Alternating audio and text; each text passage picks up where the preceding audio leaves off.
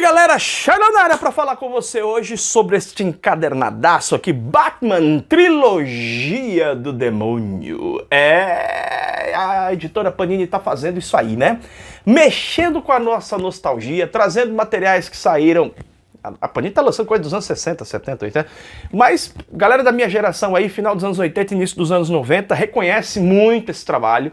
E esse material já saiu aqui no Brasil em diversos formatos. A editora Abril lançou em formato magazine, né, que eram as graphic novels da Abril, eram aquelas revistonas grandonas, né, um padrão bem diferenciado para a época. Também foi lançado aqui no Brasil, pelo que eu me lembre, tá? A Panini publicou em encadernado uma das séries que está contida nesse encadernado aqui no formato capa dura.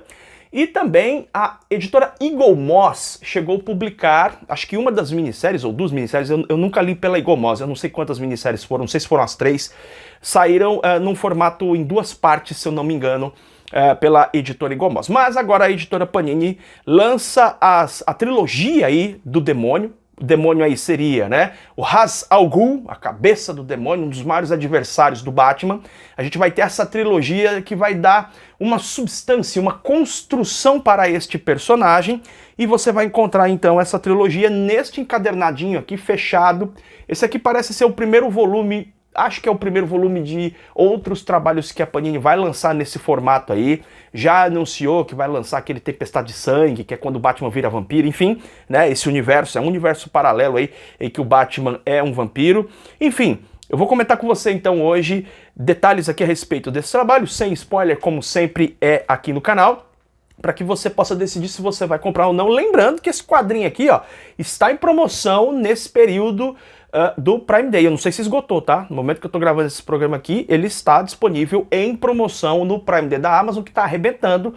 Se você ainda não entrou no nosso canal de Telegram, entre no canal de Telegram, o link tá aqui na descrição, para que você possa aproveitar todas as promoções. Serão 6 dias de promoções durante este Prime Day, com quadrinhos de todos os tipos, com várias promoções, cupons cumulativos, cupons relâmpago. Cara, você não pode perder, pelo menos para que você veja as notificações. A minha dica é que você entre no canal de Telegram, que é por lá que você vai saber todos os detalhes. Beleza? Bora então conferir esse material. O propósito desse trabalho aqui é trazer a origem e um desenvolvimento maior para um dos maiores vilões do Batman, que é o Ra's al Ghul. E a gente vai ter aqui esse desenvolvimento pós uma fase ali que o Daniel New e o Neil Adams tinham feito uma história, que vai sair aí nas edições absolutas do Batman, né? Teve uma edição absoluta do Neil Adams que saiu ali a primeira parte, se eu não me engano, acho que era a segunda parte ou terceira parte, não me lembro agora, mas que vai ter, então, a história ali, o primeiro confronto do Batman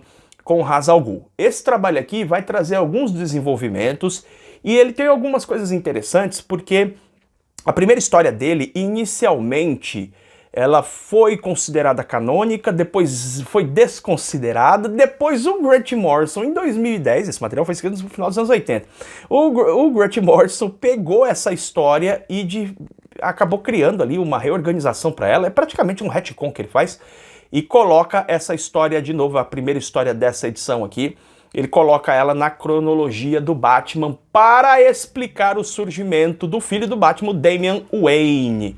Tá? Então esse material aqui, ele tem relevância, inclusive cronológica, embora a gente tenha aqui algumas curiosidades. Nós temos o Mike Barr, que vai fazer 2 histórias nesse encadernado, e uma das histórias aqui é do Daniel New, a última história é roteiro do Daniel New. O Jerry Bengen, ele vai fazer aqui as capas e vai fazer 2 histórias aqui, a parte artística. É um grande artista, a gente vai ver que ele utiliza formas diferentes de representação artística, usa técnicas diferentes, usa uma concepção diferente para essas 2 histórias que ele constrói. Aí a gente tem aqui o Tom Greenberg fazendo a arte de uma das histórias e o Norman Breyfogle também fazendo aí a arte em alguns momentos. Vamos dar uma olhada aqui, ó, sobre Demônios, Filhos e Noivas. Enfim, é uma introdução, a gente tem a capa aí da primeira edição, a Eagle Moss usou essa capa aqui numa das suas edições encadernadas. Deixei marcado aqui para facilitar encontrar para você.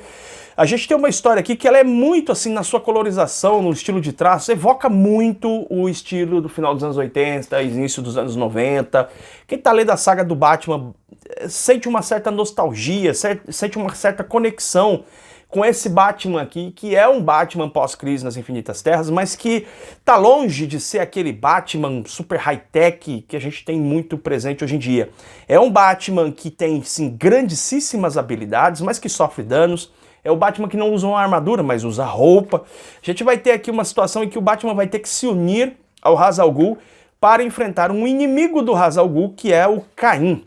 É um camarada que tem um histórico de ter perdido os pais, e ele tem uma conexão com o Ra's al Ghul, e aí ele confronta o Ra's al Ghul em vários momentos, inclusive ele tem uma participação bastante trágica na vida do Ra's al Ghul, e isso vai ser contado aqui na história. A gente vai ver também uma coisa que é presente nas 3 histórias desse material, essa paixão fumegante da Talia al Ghul em relação ao Batman, né? E aqui eles retomam, de certo modo, o casamento deles, porque é considerado que o Batman casou-se com ela lá naquela primeira história que vai aparecer nas edições absolutas. Você não precisa ler as histórias absolutas das edições absolutas para entender isso aqui, não. Aqui então a gente vai ver esse Caim armando um plano aí de dominação. Tem uma pequena nação chamada Golatia, ele tá numa briga ali pelo poder no momento em que a Guerra Fria estava muito forte, é citado aqui a União Soviética, então aquelas brigas territoriais, né, de apoio, uma pequena nação que é apoiada ora pelos Estados Unidos, ora pela União Soviética, e aí esse camarada que é um general, ele tem uma missão muito perversa, né, ele tem ideais muito perversos de dominação, de poder. Ele vai tentar arquitetar um plano aqui para gerar uma devastação, uma guerra mesmo, de grandes proporções, para se aproveitar disso, e aí o Batman e o Al Ghul têm que se unir para acabar com essa ameaça. Uma coisa que eu gosto muito da relação do Batman com o Al Ghul, eles são inimigos, adversários de uma característica muito específica, porque eles se tratam com muito respeito, né? O Al Ghul sempre chama o Batman de detetive, há uma respeitabilidade muito grande com a figura do Batman. Isso eu acho muito divertido, esse triângulo também de fidelidades que se estabelece, porque em determinado momento o Al Ghul passa a tratar o Batman praticamente como um filho, e o Batman aqui se mostra também apaixonado pela Talia al Ghul. Ele tem um sentimento muito forte por ela, e a Talia tem essa coisa que em alguns momentos ela é completamente fiel ao seu pai, mas frente à paixão que ela tem pelo Batman, ela acaba cedendo. E a gente vai ter uma situação trágica nessa primeira história aqui, e que tem relação justamente com o Damian, né? É uma história trágica, tem relação com o nosso atual Robin. Depois a gente vai para Batman, a Noiva do Demônio. É uma história aqui que a gente tem o trabalho do Mike Barr de novo e o Tom Greenberg fazendo a arte. Ele faz uma arte é uma arte bastante carregada, mas na minha opinião ele consegue trazer uma dinâmica para a história muito boa. Essa história tem até alguns pequenos furos de roteiro, tem algumas coisas que você questiona, mas cara, assim, sem querer se deter nas regrinhas, se deter demais em conceitos muito técnicos, cara, a história diverte, cara, ela funciona muito bem, ela tem uma cara meio setentista, ela tem uma cara meio Neil Adams, as próprias cores também. A história é muito bacana, a gente vai ver aqui uma luta por alianças, um momento em que o próprio Ra's al Ghul vai tentar restabelecer ali um relacionamento, né? Ele quer ter o seu próprio herdeiro para que dê continuidade ao trabalho, à obra dele, essa obra do Ra's al Ghul que ele pretende eliminar toda a humanidade, ou pelo menos uma parte dela, a parte maior dela, para que a Terra volte a ser um paraíso, onde ele será o senhor de todo mundo, ele vai governar todo mundo. Essa história trata disso. E o plano do Ra's al Ghul aqui, o modo como ele pretende fazer isso, é exagerado. Nossa, como é exagerado. Ele tem uma ideia bem escandalosa, bem escabrosa até. Mas o quadrinho compensa com uma ação, talvez seja a minha nostalgia falando, talvez seja. Mas é um Batman que eu gosto muito, é um Batman detetive, mas é um Batman combativo também. É um Batman que consegue descobrir mistérios, que tem uma capacidade dedutiva muito grande.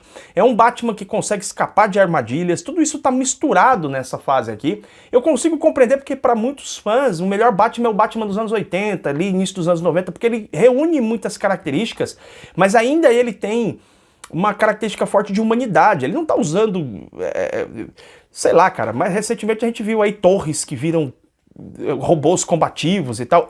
São conceitos muito exagerados e muito tecnológicos. Aqui é um Batman que você ainda acredita, assim, sabe? Você sabe que é praticamente impossível alguém virar o Batman, mas aqui ele te deixa com essa sensação. Você fala, não, cara, talvez seja possível. E a gente vê o Batman confrontando o Ra's al Ghul aqui, né? Nesse plano que ele tem, o Batman vai confrontar e vai ter ali um momento de contato com a Talia al Ghul e com uma antiga atriz que o Ra's al Ghul vai transformar em esposa. A última história que nós temos aqui, Daniel New, Norman Brayfold fazendo a arte, né? E a gente vai ver aqui um conceito diferenciado em relação à primeira história. A gente vê uma arte que ele vai abusar bastante de um certo, uma estilização do trabalho, com traços bem duros, né? E com cores bem destacadas, sempre o azul, o preto ali, identificando o Batman, a escuridão, o frio do deserto, mas também com essas cores mais alaranjadas em relação ao deserto. Esse contexto aí misturado a estes enquadramentos relativamente incomuns me agradaram. Tem uma estilização muito interessante, um trabalho de cores, e você vê que ele domina bastante os momentos da história, porque quando ele vai apresentar o Batman, situações em que você não tem esse momento do encontro do Batman com a Talia al Ghul, com o Ra's al Ghul, que ele está lutando, você vê um traço mais realista.